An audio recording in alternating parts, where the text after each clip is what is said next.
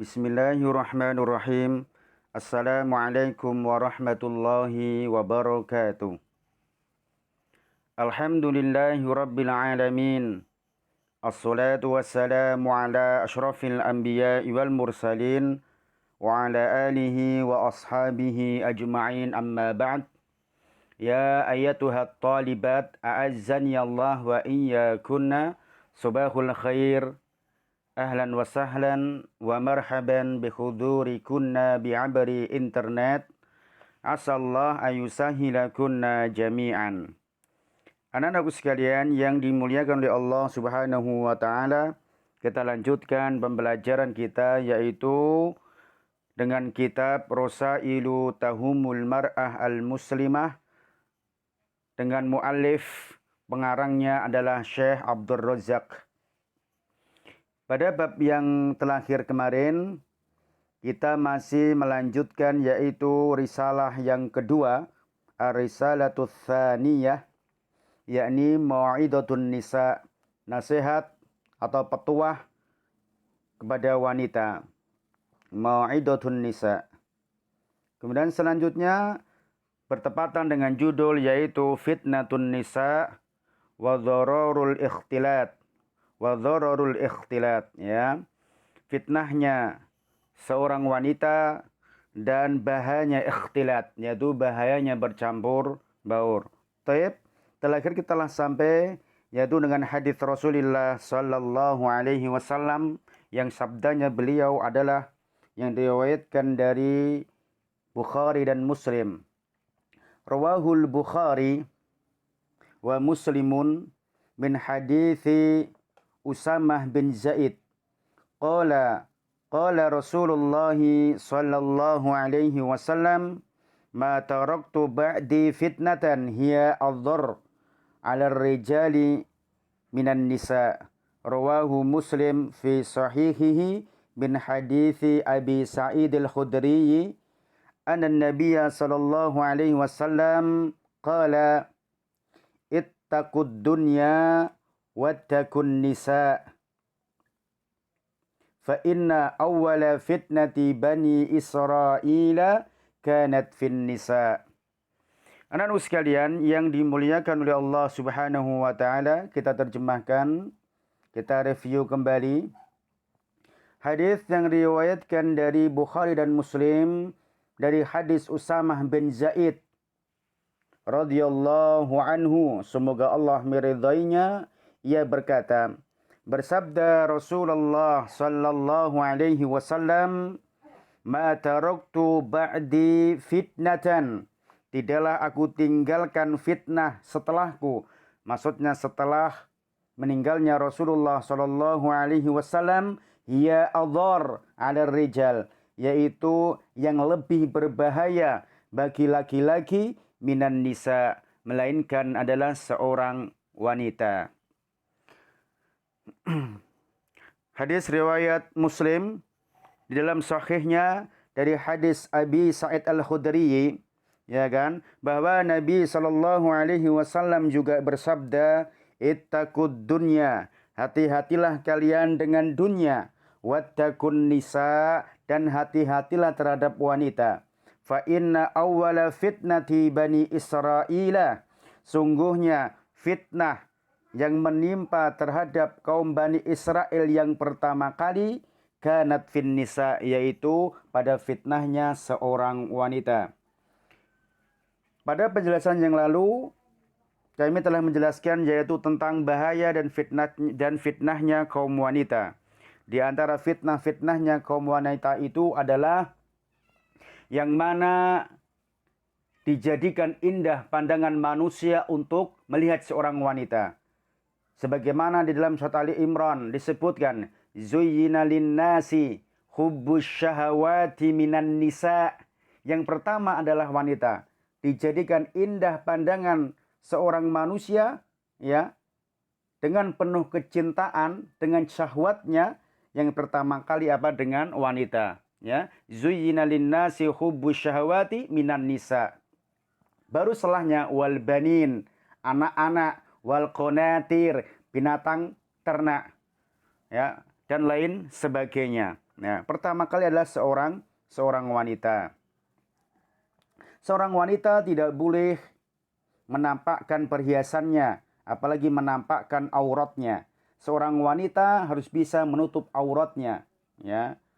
Kemudian seorang wanita harus bisa menjaga dirinya agar tetap suci, menjaga kesuciannya, menjaga kehormatannya. Nah, kita lanjutkan untuk membaca buku kita. Wal hadithu 'anin nabiyyina salawatullah wassalamuhu alaihi kathiratun jiddan fi hadzal babil 'azim. Hadis-hadis dari Rasulullah sallallahu alaihi wasallam sangat banyak sekali yang berkaitan dengan bab ini, bab yang besar ini. Maksudnya tentang fitnah wanita, ya. Sangat banyak sekali. Siyanatan lil mujtama' wal ummah, untuk menjaga masyarakat dan ummah, wa muhafadzatan 'alal mar'ati, dan untuk menjaga seorang wanita, wa riayatan laha, dan untuk memelihara seorang wanita, menjaga untuk kesuciannya, ya kan, memelihara apa? Kemuliaannya. Wa hadhil ahaditsu wa ghairuha mimman jaa an Rasulillahi sallallahu alaihi wasallam tu'addu bihaqqin siyamun amanun lil mar'ati wali baitiha wali mujtama'iha bi asrihi min an tahullu bihi ar-radhilah au yantashira fihi asyir wal fasad.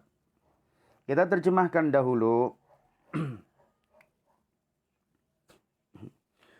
Hadis-hadis ini dan yang lainnya apa yang dibawakan oleh Rasulullah sallallahu alaihi wasallam, yaitu dianggap sebuah kebenaran yang mana membentengi keamanan bagi seorang wanita, baik di rumahnya, wali baitiha, wali mujtama'iha, dan masyarakatnya, masyarakat seorang wanita, dengan keluarganya, dari kemasukan yang mana yang merendahkan bagi seorang wanita. Au an yang tasyira fihi asyir wal fasad, atau yang mana menyebarnya di dalamnya suatu keburukan dan kerusakan. Jadi anak-anak sekalian yang dimuliakan oleh Allah Subhanahu wa taala, bahwa hadis-hadis Nabi semua yang ada, ya, itu apa? Sungguh benar.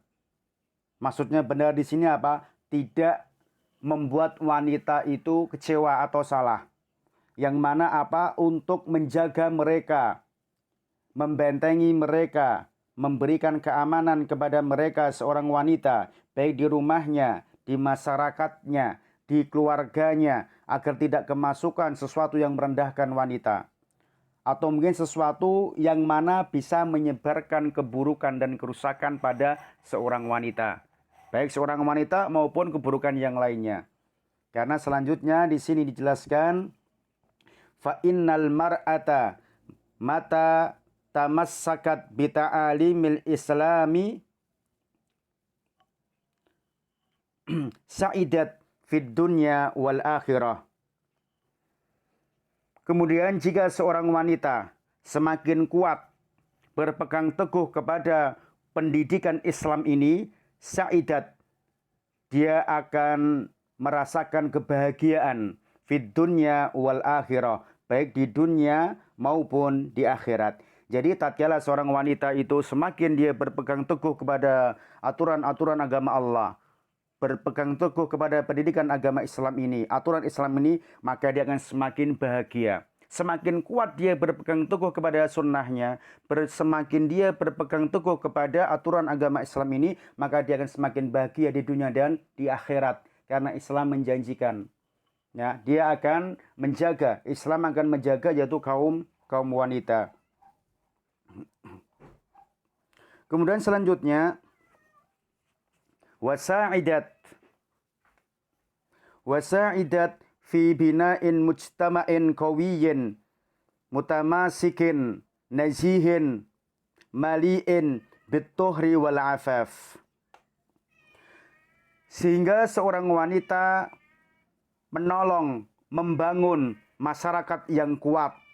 Karena apa? Dia berpegang teguh kepada pendidikan agama Islam ini. Sehingga dengan sikapnya tersebut, seorang wanita menolong, membangun masyarakat yang kuat, yang berpegang teguh kepada suatu kebaikan, yang mana isinya kebaikan itu adalah merupakan suci dan menjaga kesucian.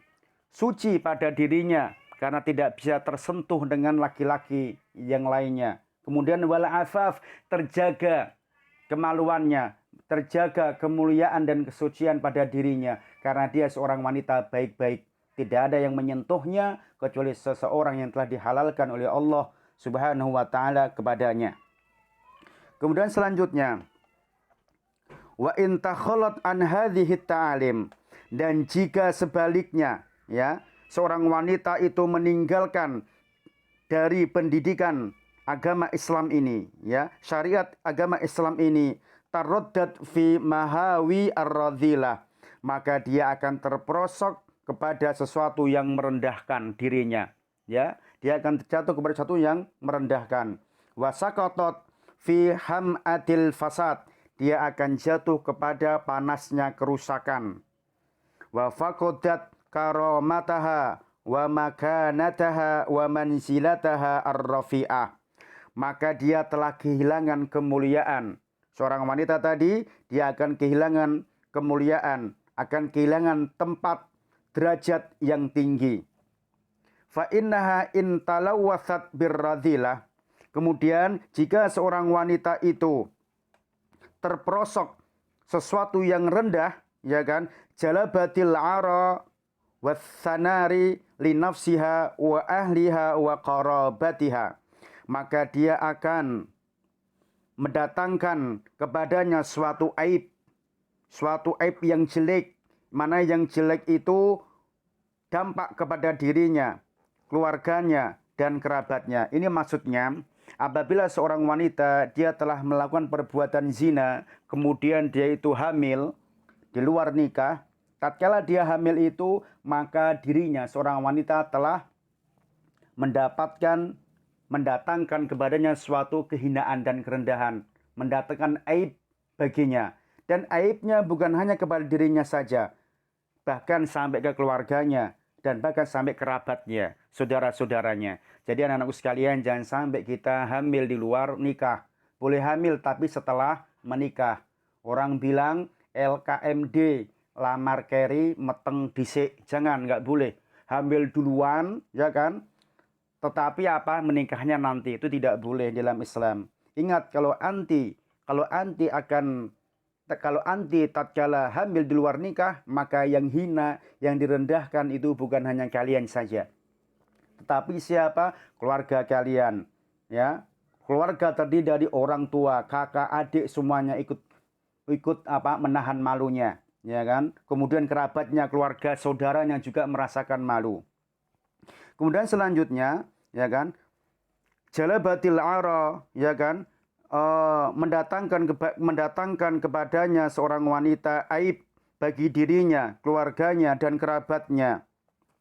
Wa nakasat ru'usahum, dan dia menundukkan pandangan mereka. Maksudnya malu, menahan malu, ya kan? Jadi malu tatkala kalian mendapatkan hamil di luar nikah itu. Wa khattat min aqdarihim bainan nas, dan telah jatuh harga diri mereka di antara manusia. Keluarganya jatuh harga dirinya. Ya, karena apa? Dibilang murahan, mungkin karena hamil duluan, ya.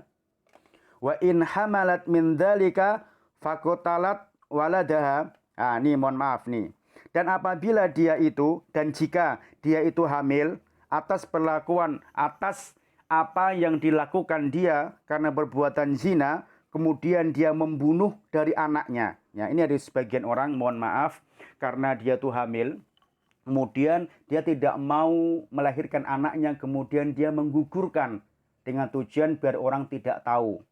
Hal yang demikian ini dikatakan jama'at bainal qatli waz zina, maka dia telah mendapatkan dua dosa.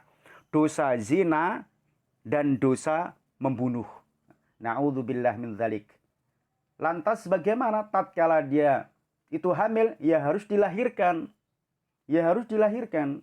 Dia itu udah risiko anti mau berbuat maka harus mau bertanggung jawab. Semacam itu. Tapi ingat juga di sini, selanjutnya wa in adkhalathu ala zaujiha au ahliha. Ini perhatiin, ini bagi yang mungkin tidak membunuhnya, tetapi dia apa? Tetapi dia tetap memeliharanya. Wa in adkhalathu ala zaujiha au ahliha, dan jikalau seorang wanita tadi memasukkan anaknya di keluarga, maksud di suaminya, kan ada kepala rumah tangga itu suaminya, dia dimasukkan sebagai mungkin anaknya. Atau mungkin yang belum menikah dimasukkan sebagai keluarganya saja.